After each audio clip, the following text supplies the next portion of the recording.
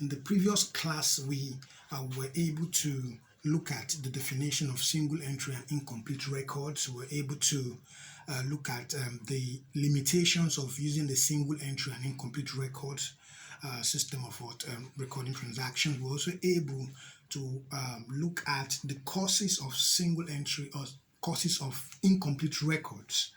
Okay, and then we were able to look at what statement of affairs means, and then we're able to explain statement of affairs that start and statement of affairs that end.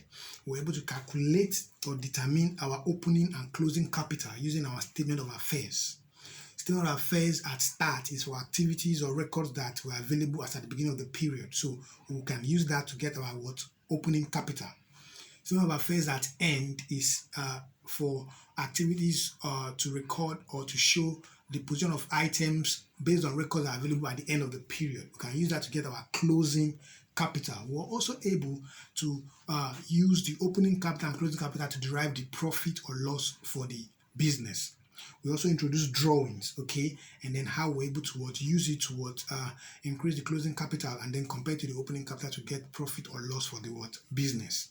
Now in this class, we're going to be looking at how to prepare a trading profit and loss account and balance sheet from records that are incomplete for a business organization.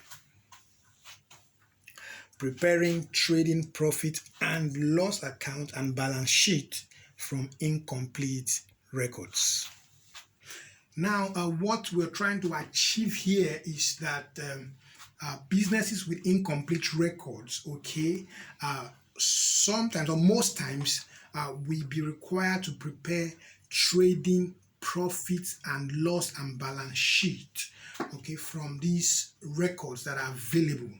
We're already aware that the records are incomplete, but even at that, we can use the records available to prepare the final accounts. The final accounts are trading profit and loss accounts. So the major challenge here is that you have items that are missing. For instance, your sales might be missing, your purchases might be missing, some expense item in terms of depreciation might be missing, and this is because of the fact that the records have not been kept in adherence with the principle of double entry. So we do quite a lot of work backs here. So here we're going to be looking at how to identify these items that are required to prepare the trading profit and loss account and the balance sheet. Now, how do we determine the sales of the business? Remember that your sales is a function of your debtors. What I'm trying to say is that you must have sold to individuals, okay? And those individuals that you sold to on credit are called debtors. So if we are not able to identify our sales easily, we manipulate or use the debtors figure or records that has been provided to calculate the sales. So usually what we do is we get the debtors figure at the beginning of the period and then get the debtors figures at the end of the period. So the difference between the debtors figure at the end of the period and debtors figure at the beginning of the period is what we call credit sales. That is goods sold on credit. So if there's any cash received in the within the period, we add it to the closing debtors before taking opening debtors out of it. So what I'm saying is this: for us to get our credit sales, we pick the closing debtors. That is what were the records provided regarding people who were owing at the end of the period. So we also say what were the cash received from people owing, okay, within the period. And then we're also able to get a record for those that are owing at the beginning of the period. So basically, our credit sales is your closing debtors. That's those are owing at the end of the period plus any cash received during the period from both those owing us minus opening debtors, that is, those owing the business at the beginning of the what period. So that will help us to identify the credit sales. So for you to now get the total sales, you now say the credit sales plus what? The cash sales. That is the sales made with immediate what? Payment. So you add cash sales to credit sales, you get your total sales. So this is a ledger showing how the debtors account is what prepared to derive credit sales. Remember, debtors is a debit balance item in a trial balance. So your opening balance is always what? Debited. And then if your opening balance is debited, closing balance takes what? The reverse. So closing balance will be what? Credited. So there's any cash received. Remember, when you receive cash, you debit cash, credit the person paying. So that means if your debtors are paying you, you debit cash, credit the debtor. So cash received will be credited here. So when you add this to this and then you take out this, you have this as a credit sale, which is the difference. Difference between the total here and the total here. That's the balancing figure. That will be your what? Your credit sales. So for you to now get your what? Total sales, you say credit sales plus cash sales. Now, for us to determine the purchases, remember, purchases is a function of what? Creditors. That's those owing those that we are owing. That's the suppliers, the vendors. Okay. So when we buy on credit from vendors, we refer to them as creditors. So for us to get our credit purchases, we have to what? Look at the closing purchases with the closing creditors with the opening creditors. Closing creditors are those that the business are owing, or the business is owing as at the end of the period. The vendors that the business is owing as at the end of the period, you gather what? Information about it. Then the vendors that what business was owing at the beginning of the what? Period. You gather information about it. And then is there any what? Cash payment to creditors during the period? If there is any, then that is also taken into consideration. So by the time you add the cash paid to what? To creditors, to what? To your closing creditors, before you take out your opening creditors, you get your what? Your credit purchases. So your total purchases will now be what? Credit purchases plus cash purchases. Now let's use a ledger to explain what I've just said. Remember, your creditors is a credit balance in the trial balance. Okay, if you don't understand how balances work in a trial balance, go back to our class on trial balance. Okay, there's a class on trial balance on our YouTube channel, Jado's Consulting. So here we have opening balance, creditors, credit. Now closing balance will take the reverse. That's why it is here. And then is there any cash paid to supplier? Remember, when you pay your suppliers, you credit your cash and debit your supplier. That's why you're debiting your what? Creditors here. So the balancing figure is your credit purchases. So you have total here minus this. You have what? Credit what? Purchase. So basically, you're manipulating your what? Opening creditors balance with your closing creditors balance, then together with your cash paid to get your what? Credit what? Purchases. Now it is possible to have some items. For instance, it's possible for you to have returns outwards. Okay, remember, if you return goods out to your creditors, that will reduce the balance you are owing them. So you have to know how to treat that. So here we have our total purchase to be what? Credit purchases plus cash purchases. Now, other adjustment items, okay, in terms of prepayment, accruals, depreciations, still remains the same. I have taught a class on prepayments. I've taught a class on accruals. I've taught a class on depreciation. I expect you to be able to understand that. Remember, your prepayments, can have that we call it payment in advance. You can have prepaid expense or prepaid income. And remember the treatment. If you have prepayment at start, okay, what do? You add. Prepayment at end, what do? You subtract. Accruals, we call them owings or outstandings. And I said accruals at start, you what? You subtract. Accruals at end, you add. And your depreciation, I explained depreciation as a reduction in the cost of what? Of a fixed asset. So you must be able to identify your fixed asset item at the beginning of the period and your fixed asset item at the end of the period. If your fixed asset is, say, 1 million at the beginning of the period and the fixed asset is now 800,000 at the end of the period, you should know that there is a reduction in the cost of such assets. So that difference is what we call what? Depreciation.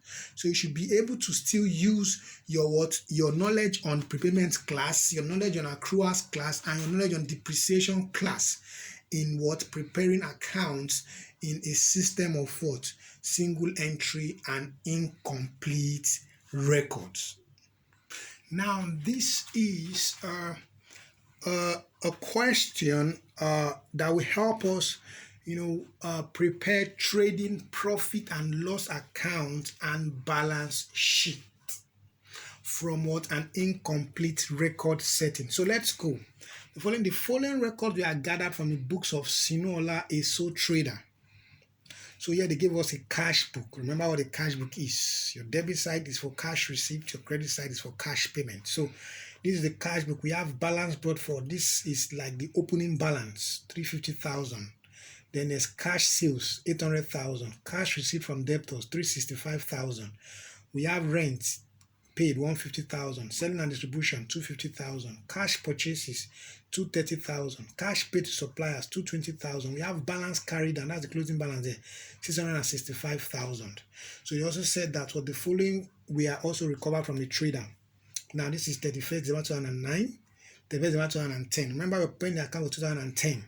Okay, you are required to prepare the trading profit and loss account balance sheet at 31st December 2010. So if you're preparing trading profit and loss account and balance sheet as at 31st December 2010, it means that the end of 2009 is the beginning of 2010. I already explained that several times in several classes, that the end of a particular year is the beginning of the following year. So if you're giving two different years, you must know which one stands at the beginning and which one stands at what? As the reporting year. So in this question, 2009 December 31st is the beginning of what? 2010. So we're going to be using 2009 December as the what? Beginning of 2010. So here they said furniture and fittings as at 31st December 2009 is 270,000. At 31st December 2010 is 235,000. You can see here that in the beginning of the year is 270,000. At the end of the year is 235,000. So there's a reduction. There's a reduction in the cost of the asset. So that means there's depreciation. Office equipment here is 250,000. Here is 230,000. You can see that there's a reduction. So there's a depreciation. So you have to know how to identify those things. Now there's debtors here. Opening here is 195. Closing is 350,000. So we are able to use this to derive our credit towards sales.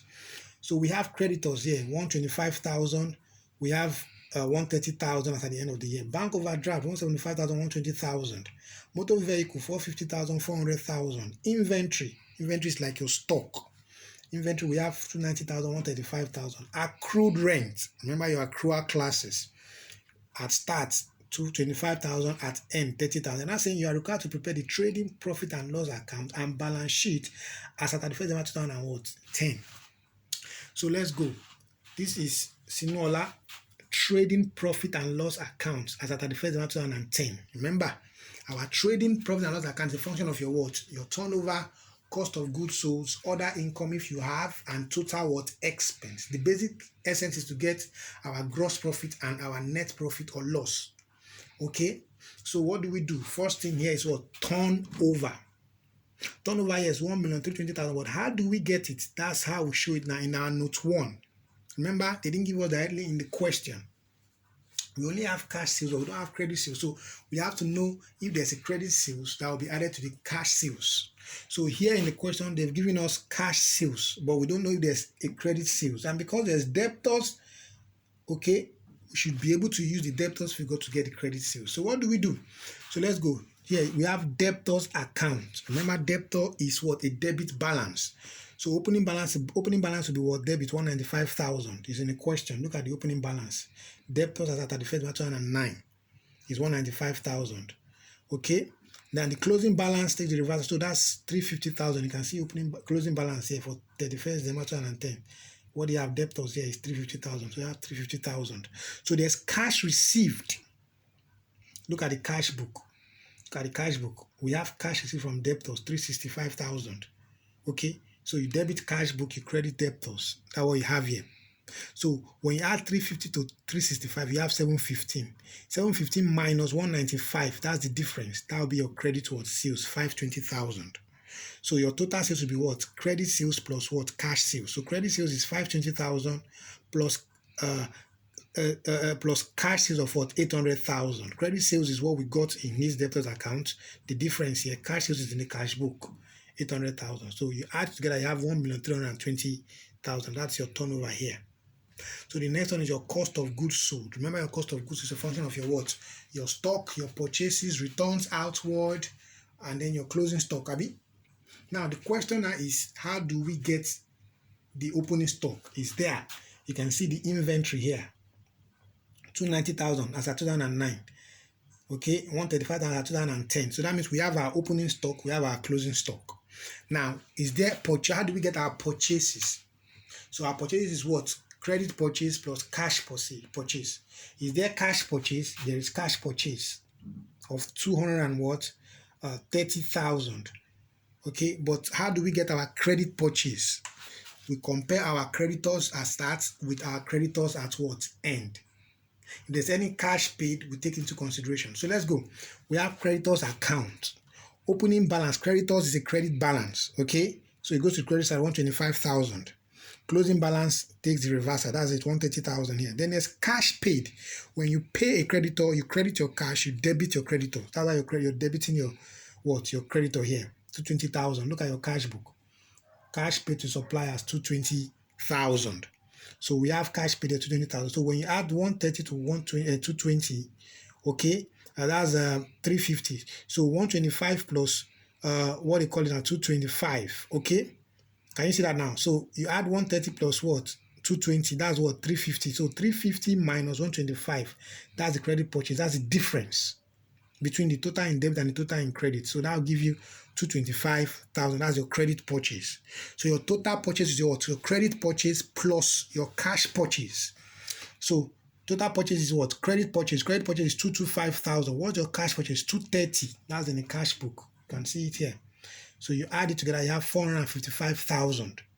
So your cost of goods is your what? Opening stock plus purchases minus return outward, right? Okay, then minus your what? Your closing stock. Okay, now we have opening stock. Opening stock here is what? 290,000. Look at it. What's our purchases? 455,000. This is how we got it. There's no return outward. So let's go now minus our closing stock. What's our closing stock? 135,000. Look at it here. 135,000. This is at start. This is at end. So inventory 290 under 2009 December is opening stock for 2010. Inventory under 2010 December is closing stock for 2010. So we have opening stock 290 plus purchases 455 minus closing stock. That'll give us 710,000. That's how we got our cost of goods sold. So we have cost of goods sold. We're lessening from our turnover to get our gross profits, which is 1,320,000 minus 610,000. So we have 710,000. Okay, the next one is to take out our total expense. How did we get our total expense? So let's go to note 3. This is note 3. Okay, so what are the expenses that we paid for?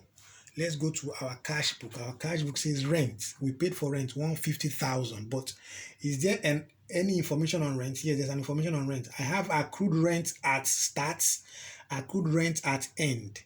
So remember, we already explained in our what classes for accruals that accruals at start is what is deducted. Accruals at end is what is added, and then the accruals at end becomes a current liability, okay, item in the what year of reporting. So basically, accrued expenses basically are what are current liability items. So we know that accrued expenses are current liability items in their respective years. Okay, and then I've taught you that in the accrual class. You can go back to the accrual class and what? And refresh your what? Your memory. That is a tool you will need here. So now we have our rent paid 150,000. We minus 25,000. I already told you accruals at start, you deduct. Now you add accruals at what? End. So 150,000 minus 25,000 plus 30,000, that gives you 155,000 for rent. So the next one here, we have selling and distribution, 250,000. Is there any information on selling and distribution? No information. So we have selling and distribution, 250,000. Now, depreciation. How do we get depreciation? We compare the cost of our what? Fixed asset at start and the cost of our fixed asset at end. So what are furniture and fittings here? At start is 270,000. At end is 235,000. So 270 minus 235,000 will give you 35,000. Okay, the next one is office equipment. Office equipment at start is what? 250,000. At end is 230,000. So the difference is what? Is 250 minus 230, that's 20,000. Now, motor vehicle depreciation. What's the motor vehicle at start? 450,000. What's the motor vehicle at end? 400,000. So the depreciation is what? 50,000. So when you add all together, that's a total expense of 510,000. So total expense here is 510,000. So we have 710 minus 510. We have 200,000 as your net what? Profit. Now we have been able to what? Prepare our trading profit and loss account. The next thing now is to prepare our balance sheet. But before you prepare the balance sheet, balance sheet, you will need owner's equity at start. But we don't even know, it's nowhere here. We cannot even find it in the question that there's capital anyway. So we have to be able to identify the opening capital. I already taught you, or we already explained how to get that in our previous class. Opening capital, we use the opening figures, the opening records given to us. We classify them into assets and liabilities. The difference between the asset and the liability is your what? Is your opening capital. So in the question, what are the assets and what are the liabilities? So let's go. If you look at the cash book, okay, the cash itself is an asset item, okay? So because you're doing opening, remember this is we have opening value here, we have closing value here. So closing value here is for 2010, opening value for 2009. But we want to look for opening capital, so we use the opening figures. Your cash in itself is an asset. So what's the opening cash here? 350,000. That's an asset that we're picking. So we'll come to other ones. Furniture and fitting is an asset. Office equipment is an asset. Debtor is an asset. Creditor is a liability. Bank overdraft is a liability. Motor vehicle is an asset. Inventory is an asset. Accrued rent is a liability. So we classify them into assets and liabilities. So here we go now. Sinuola, statement of what? Affairs.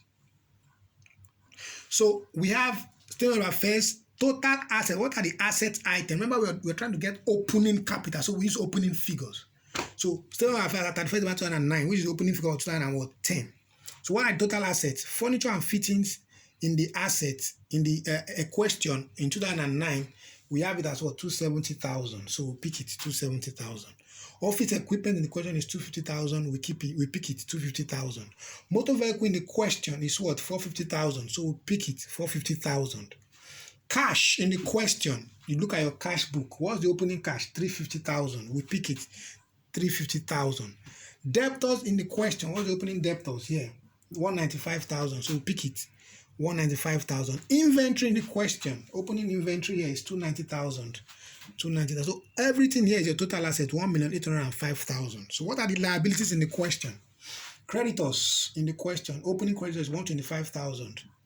We have 125,000. Accrued rent, as at the beginning of the year, because we were preparing opening figures, we use all the opening figures. Accrued rent is what? 25,000. Okay, so that's it. Accrued rent here is 25,000. So we'll put it there, 25,000. Bank overdraft. You know what bank overdraft is? A liability. 175,000. So when you add all together, you have 325,000 as your total liability. So your opening capital based on the opening figures, okay, is total assets minus total liabilities. That's 1,805,000 minus 325,000. That will give us 1,480,000. So now we have identified our what? Our opening capital. We can now go ahead to prepare our balance sheet, which is our statement. So we have our Statement of financial position as at 31st December 2010. Sinola is the owner of the business. So what are our assets? Furniture, non-current assets, furniture and fittings. As at the end of the period is what? 235,000. Look at it from the question. Furniture and fittings, there is 235,000. Office equipment is 230,000. Look at it in the question. Office equipment as at the end of the period is 230,000. Motor vehicle as at the end of the period, look at it in the question. Motor vehicle 400,000. So we now have 235 plus 230 plus 40. That gives us 865,000. So the next one is your current asset items. Your current asset items, we have cash. This is as at 2010. So we have to go to our cash book to know what is the closing balance in our cash book. So our cash here, let's go. Our cash here in the cash book is 665,000. Okay. Now remember that bank overdraft here is 175,000 at the beginning of the period. And at the end of the period, it is 120,000. That means that we had settled a part of the overdraft that was not captured in the cash book. These are some of the tricks in incomplete records. Okay, so it means that if our bank overdraft is 175 at the beginning of the period and it is now 120 at the end of the period, that means we have paid part of it. So 175 minus 120 is 55,000. And that 55,000 is nowhere to be found in the cash book. So we have to now adjust for the cash. So we have cash adjustment, which is 665,000 minus 55,000, that's 610,000. That's how we got our cash here, 610,000. So the next one, our debtors. Our debtor is in the question here. At the end is 350,000. We'll pick it. Inventory, closing inventory here is 135,000. So if you add 610 plus 350 plus 135, you have 1,095,000. So current asset plus fixed asset, we have 1,960,000. So what are our liabilities? Creditors in the question is 130,000. So we have creditors 130,000. Accrued rent at the end is 30,000. Remember, accrued rent, accrued expense are current liabilities. So bank overdraft, you can see 120,000. So 130 plus 30 plus 130 is 280,000. So what our opening capital from our statement of affairs, our opening capital is 1,480,000. That's what you have here. 1,480,000. What are our net profits? Go to our trading account. Our net profit is 200,000. That's what you have here. So 1,480,000 plus 200,000, you have 1,680,000. So if you add 1,680,000 to 280,000, you have 1,960,000 total liabilities equal to your total assets. So that's a check on your statement of financial position. As we've been able to identify ways of preparing a trading profit and loss account and balance sheet from incomplete records. So basically, if you have the record, you should be able to identify your opening balances and your closing balances. So most of the items, we are able to get them by comparing opening balances with closing balances. For instance, for you to get your opening capital, you must compare your opening total assets minus your opening total liabilities. If you want to get your credit purchases, you must compare your opening creditors with your closing creditors, and then bring in any cash paid to the creditor within the period. If you want to get your credit sales, you must compare your opening debtors with your closing debtors. Bring in any cash received within the period, okay, and then consider it to get your credit sales. Then your total sales will be your credit sales plus your plus your cash sales. Total purchase will be credit purchases plus your cash purchases. The prepayments or prepaid expenses remains the same. Okay, just like the way we've been taught in our previous class on prepayment and accruals. Okay, prepaid expenses naturally are current assets, and when we have prepaid expense at the beginning of the period, okay, what do? We add at the end of the period. We subtract. We have accrued expense at the beginning of the period.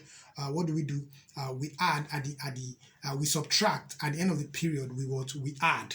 So these are ways of adjusting for accrued expenses and accrued income, prepaid expense and prepaid income has been treated in our previous classes on prepayments and accruals. You can check them out to have an understanding of how it is being treated. We also talked about depreciation in incomplete record. That's comparing the cost of what a fixed asset at the beginning of the period and the cost at the what end of the what period. So usually it's expected that what there will be a downward review of the what of the cost.